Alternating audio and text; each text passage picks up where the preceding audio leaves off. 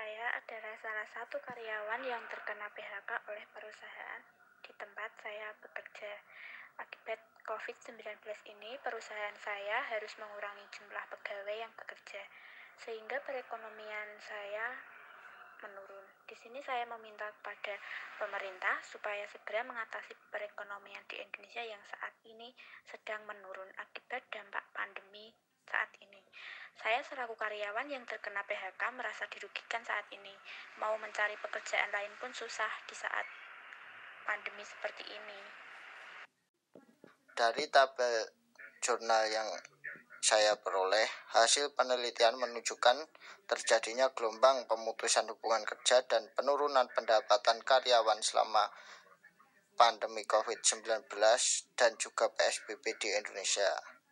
Presentasi PHK buruh, pegawai, dan karyawan di Indonesia mencapai 15,6% yang terdiri dari 8% PHK dengan pesangon dan juga 13,8% PHK tanpa pesangon. Dan pada hasil PHK dan perubahan pendapatan buruh, pegawai dan karyawan menurut sektor dan juga lokasi pekerjaan dapat kita lihat di mana Bali dan Nusa Tenggara memiliki imbas yang sangat besar dengan total PHK sebesar 39,9%, yang mana PHK tersebut karyawan tidak mendapat pesangon sebesar 35,3% dan mendapat pesangon hanya 4,6%. Hal ini bertentangan dengan Undang-Undang Nomor 13 Tahun 2003 tentang Ketenagakerjaan. PHK perlu dilakukan dalam beberapa proses, di antaranya adalah dengan musyawarah antara pengusaha dan serikat buruh.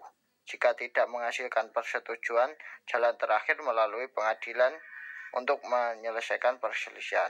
Sebagai tanggung jawab, perusahaan seharusnya harus bertanggung jawab terhadap tenaga kerja yang telah di PHK, yaitu dengan memberikan uang pesangon sesuai dengan apa yang diatur oleh undang-undang.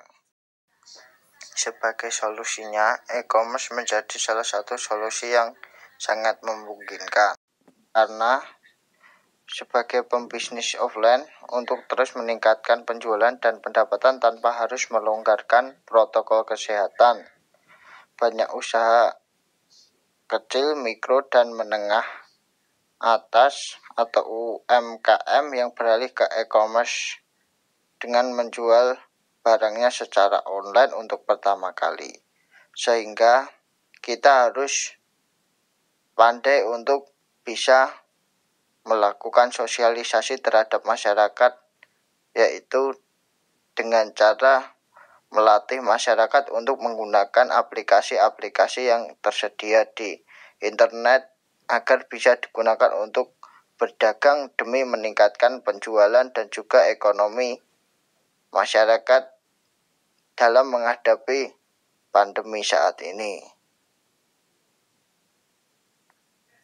Selain itu, e-commerce lebih aman untuk melakukan transaksi antara penjual dengan pembeli karena tidak ada kontak fisik.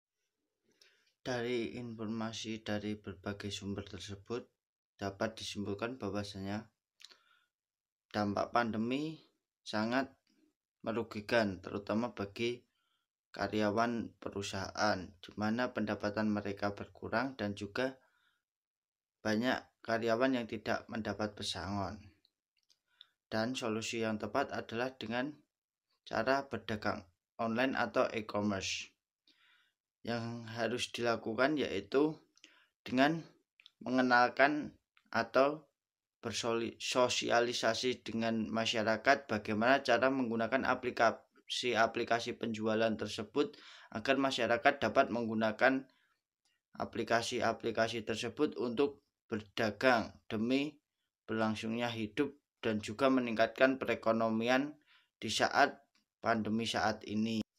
Selain itu, perdagangan online sangat bagus karena sangat menjaga protokol kesehatan. Tidak ada kontak fisik antara penjual dan pembeli. Sekian presentasi dari saya. Kurang lebihnya mohon maaf. Billahi taufiq wal hidayah. Wassalamualaikum warahmatullahi wabarakatuh.